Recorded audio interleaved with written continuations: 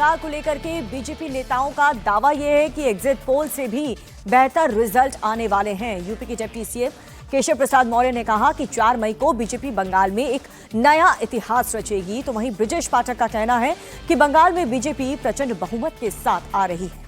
UP में cabinet मंत्री स्वतंत्र देव सिंह का दावा है कि बंगाल से असम तक बीजेपी की सरकार होगी। जनता पार्टी सेवा कर रही है, संघर्ष कर रही है, जनता के लिए बहुत काम किया, उसी का परिणाम है कि अभी एग्जिट पोल से भी शायद जब 4 मई को गिनती होगी उससे भी अच्छे रिजल्ट आए। कि पश्चिम बंगाल में भारतीय जनता पार्टी प्रचंड बहुमत के साथ आ रही है, ये एग्जिट पोल में दिख रहा है और मतदान के बाद मतगणना का इंतजार करिए। प्रचंड बहुमत के साथ पूरे देश में कमल खिल रहा है। बंगाल से लेकर आसाम तक चारों तरफ सरकार बीजेपी की बन रही है। तो अगर एग्जिट पोल के नतीजे सही निकले तो पश्चिम बंगाल में टीएमसी का किला ढहने जा रहा है। बीजेपी पिछले चुनाव में पूरा जोर लगाने के बावजूद 77 सीट ही जीत पाई थी। उसके बाद 2024 लोकसभा चुनाव में टीएमसी बीजेपी पर भारी पड़ी थी, पर इसके बावजूद बीजेपी पूरे जोर शोर के साथ पश्चिम बंगाल में विधानसभा चुनाव में उतरी। उसने अपनी रणनीति बदली। तो आइए दीपिका बताइए वो 5 कारण कौन से हैं जिनकी वजह से पश्चिम बंगाल में बीजेपी पहली बार सरकार बना सकती है। तो आप देखिए 2011 से लेकर 2016, 2021 और अब 2026 में क्या क्या स्ट्रैटेजीज भारतीय जनता पार्टी ने बदली है कि आज ऐसा वक्त आ चुका है कि एग्जिट पोल में भारतीय जनता पार्टी को पश्चिम बंगाल और खास करके दूसरे फेज जहां पर टीएमसी का गढ़ था वहां पर सेंधमारी बीजेपी कर पाई है इन 5 रणनीतियों की वजह से। आपको बता दें अगर बंगाल में बीजेपी सरकार बनी तो सबसे बड़ा मुद्दा एसआईआर बनेगा। एसआईआर के दौरान बंगाल में करीब 91 लाख वोटर्स के नाम कटे हैं। ममता ने एसआईआर का जमकर के विरोध किया। सुप्रीम कोर्ट तक ममता बनर्जी पहुंच गई थी और इतनी ज्यादा नाराजगी और एसआईआर को शुद्धिकरण अभियान बताया। घुसपैठियों का मुद्दा उठाया था और घुसपैठियों का मुद्दा आखिरी दम तक गृह मंत्री अमित शाह अपने पब्लिक रैलीज में उठाते रहे कि अगर बीजेपी की सरकार बनी तो पश्चिम बंगाल में वो बांग्लादेशी घुसपैठियों को दाखिल नहीं होने देंगे। और एसआईआर को एक शुद्धिकरण का अभियान के तौर पर उन्होंने पश्चिम बंगाल में प्रोजेक्ट किया। अगर बीजेपी की सरकार बनती है तो एक बहुत बड़ा फैक्टर एसआईआर हो सकता है।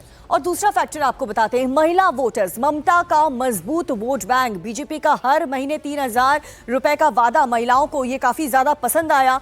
और लक्ष्मी भंडार योजना के तहत 1500 रुपए की मदद, साथ ही सरकारी नौकरियों में 33% आरक्षण महिलाओं का, ये प्रधानमंत्री नरेंद्र मोदी ने अपनी चुनावी रैलीज के दौरान वादा किया था। ये एक फैक्टर भी काफी ज्यादा काम बीजेपी के फेवर में। अब देखिए ममता बनर्जी के फिश पॉलिटिक्स का जवाब भी बीजेपी ने अपने काउंटर नैरेटिव के साथ दिया। पश्चिम बंगाल के जितने नेता थे वो क्या कह रहे थे कि अगर पश्चिम बंगाल में बीजेपी की सरकार बन गई तो फिर वो मछली खाना बंद कर देगी। और मछली तो बंगाल की संस्कृति का हिस्सा है। तो इस फिश पॉलिटिक्स का जवाब भी देखिए बीजेपी ने कैसे दिया। बीजेपी के नेताओं ने मछली खाते हुए ना सिर्फ अपनी फोटो पोस्ट की, डिस्कशन हुआ, रोहू मछली, कतला मछली, पता नहीं किन किन तरह की मछलियों की बात होने लगी। हेमंता बिस्वा शर्मा ने कहा कि 4 मई के बाद मैं 1 किलो मछली खा के दिखाऊंगा, माछेर झोल चावल के साथ उन्होंने कहा, माछेर झोल और भात। बीजेपी ने कहा कि टीएमसी के दिल में काबा मदीना है।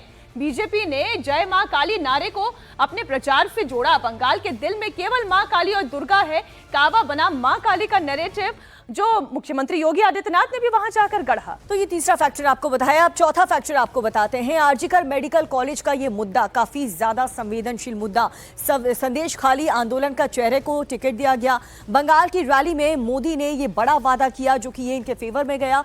ममता सरकार को बताया महिला विरोधी, क्योंकि जिस प्रकार से ममता बनर्जी ने महिलाओं के प्रति बयानबाजी की थी उसको लेकर के महिलाओं में काफी नाराजगी की थी कि शाम के वक्त महिलाओं को घर से बाहर नहीं निकलना चाहिए। आरजीकर रेप पीड़ित की मां भी बीजेपी कैंडिडेट, उन्हें टिकट दिया गया देवनाथ जी को। और इससे भी जो महिला वोटर्स हैं वो काफी ज्यादा खुश हुई।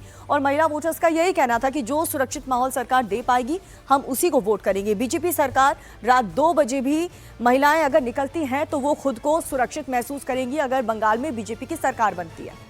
अच्छा, ये बात क्यों कही गई उसके पीछे का कॉन्टेक्स्ट भी समझिए। जब ममता बनर्जी बतौर मुख्यमंत्री ये कह सकती है कि 7 बजे के बाद लड़कियों को बाहर नहीं निकलना चाहिए, तो ये काउंटर नैरेटिव था जो बीजेपी ने कहा कि हमारी सरकार बनी तो रात 2 बजे के बाद भी महिलाएं बेखौफ होकर बाहर निकल सकती है। आइए अब दूसरा कारण आपके सामने रखते हैं। पिछले 15 साल से ममता बनर्जी की सरकार है, तो एंटी इनकम्बेंसी का फैक्टर आप इसे नकार नहीं सकते। राशन और टीचर्स भर्ती घोटाले का आरोप पश्चिम बंगाल सरकार के ऊपर लगा। टीएमसी ने अपने 74 विधायकों का टिकट काट दिया, क्योंकि वो जानती थी कि एंटी इनकम्बेंसी से निपटना है तो टिकटों को बदलना पड़ेगा, टिकटों को काटना भी पड़ेगा। और बीजेपी ने ममता बनर्जी को हिंदू विरोधी बताया कि ममता बनर्जी की सरकार केवल मुसलमानों की हितैषी है।